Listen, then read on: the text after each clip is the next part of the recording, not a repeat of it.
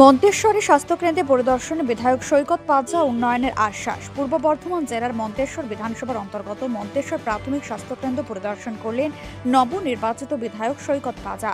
মঙ্গলবার স্বাস্থ্যকেন্দ্রে পৌঁছে তিনি হাসপাতালের বিভিন্ন পরিকাঠামো ও পরিষেবা খতিয়ে দেখেন। পরিদর্শনের শেষে স্বাস্থ্যকেন্দ্রের বিএইচএম এর সঙ্গে বৈঠকে বসেন বিধায়ক। সেখানে স্বাস্থ্যকেন্দ্রের উন্নয়ন, চিকিৎসা পরিষেবার মান উন্নয়ন এবং ভবিষ্যৎ পরিকল্পনা নিয়ে বিস্তারিত আলোচনা হয়। আমাদের মন্তেশ্বর বিধানসভার যে নবনির্বাচিত বিধায়ক, ওনাকে সম্বর্ধনা জানানোর জন্য একটা আমরা অনুষ্ঠান করেছি। আমরা আমাদের যে দাবি দেওয়া দীর্ঘদিনের যে আমাদের না পাওয়া, সেগুলো আমরা জানিয়েছি। তো উনি আশ্বাস দিয়েছেন যে এগুলো উনি মুখ্যমন্ত্রীর কাছ পর্যন্ত পৌঁছে দেবেন এবং ওনার দ্বারা যেটা উনি চেষ্টা করবেন যে যতটা আমাদের সুফল কিছু করা যায় সেরকম উনি আমাদের জন্য করবেন। আমাদের দাবি দেখুন, আমরা এনএইচএম এর এএনএম স্টাফ, আমরা অক্সিলারি নার্সিং মিডওয়াইফারি ট্রেনিং করে এসেছি, সবাই ভালো ভালো ট্রেনিং সেন্টার থেকে, মেডিকেল কলেজ থেকে। কিন্তু আমরা যে প্রত্যন্ত গ্রামগুলিতে আমাদের নিজের এলাকা থেকে আমরা যে নির্বাচিত হয়েছি, কিন্তু সেই গ্রামগুলিতে আমরা দীর্ঘ কেউ 17, কেউ 16, কেউ 15 বছর ধরে কাজ করে যাচ্ছি। কিন্তু সেই কাজের যা পরিণতি সেই হিসাবে আমরা কিন্তু কিছু ফল পাই না। আমাদের বেতনক্রম সেরকম কিছু নয়, অথচ আমাদের একটা বিশাল ডিফারেন্স করা হয় আমাদের পার্মানেন্ট স্টাফের সঙ্গে।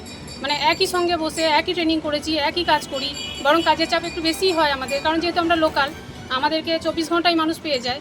কাজের ঘন্টা বাঁধা কাজের বাইরেও আমাদেরকে মানুষ পায়, আমাদেরকে তাদের ডাকে সবসময় সাড়া দিতে হয়। তো সেই হিসাবে কাজের লোড বেশি আমাদের, কিন্তু সেই তুলনায় আমরা বেতনও পাই না। আর কন্ট্রাকচুয়াল নাম যেহেতু আছে, সেই হিসাবে অসম্মানটাও আমাদের সবসময় থেকেই যায়, সেই সম্মানটাও আমরা পাই না।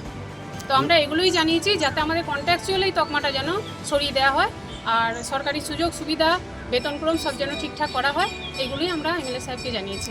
বৈঠকে উপস্থিত ছিলেন মন্তেশ্বর যুগ্ম সমষ্টি উন্নয়ন আধিকারিক সোমনাথ সাউ, মন্তেশ্বর থানার আইসি সোমনাথ ভট্টাচার্য সহ প্রশাসনের বিভিন্ন আধিকারিক ও বিশিষ্ট ব্যক্তিবর্গ।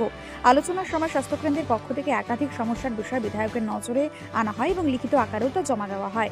মন্তেশ্বর হসপিটালে মূলত রোগী কল্যাণ সমিতির মিটিং ছিল, তো সেখানে এই হসপিটাল সংক্রান্ত বিভিন্ন বিষয় আলোচনার মাধ্যমে উঠে এলো এবং যেটা বিগত যে সরকার, সে সরকার যে পশ্চিমবঙ্গের বুকে শিক্ষা, স্বাস্থ্য এই সব জিনিসগুলোকে ভগ্নাঙ্গ দশায় পরিণত করেছে, সেটা এসে আমরা বুঝতে পারলাম এবং আগামী দিনে আমাদের ডবল ইঞ্জিন সরকারের অধীনে আমরা এই হসপিটালের উন্নতিকরণ করব, এটুকু আমরা আশ্বাস দিতে পারি জনগণের কাছে। বাম জমানায় 34 বছর এবং তৃণমূলে 15 বছর, মন্তেশ্বর হসপিটালে 30টা বেড আছে, কি বলবেন?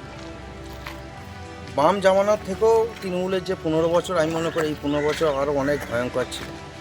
তো আমরা এই মন্তেশ্বরকে উন্নতিকরণ করার জন্য আমরা প্রস্তাব পাঠিয়েছি। হয়তো এই বাজেট সেশনে না হলেও এই বছর শেষ অবধি এর ছাড়পত্র পাওয়া যাবে এবং কাজ শুরু হবে, একটু আশ্বস্ত করব। সমস্ত বিষয় গুরুত্ব সহকারে শোনার পর বিধায়ক সৈকত পাঁজা আশ্বস্ত করেন খুব শীঘ্রই মন্তেশ্বর স্বাস্থ্যকেন্দ্রের উন্নয়নের কাজ শুরু করা হবে। এছাড়াও তিনি জানান যত দ্রুত সম্ভব এই স্বাস্থ্যকেন্দ্রকে গ্রামীণ হাসপাতালে রূপান্তরিত করার উদ্যোগ নেওয়া হবে, যাতে এলাকার সাধারণ মানুষ আর উন্নত স্বাস্থ্য পরিষেবা পান। মন্তেশ্বর থেকে মৃত্যুঞ্জয় দেশের রিপোর্ট, মেমারি আপডেট নিউজ।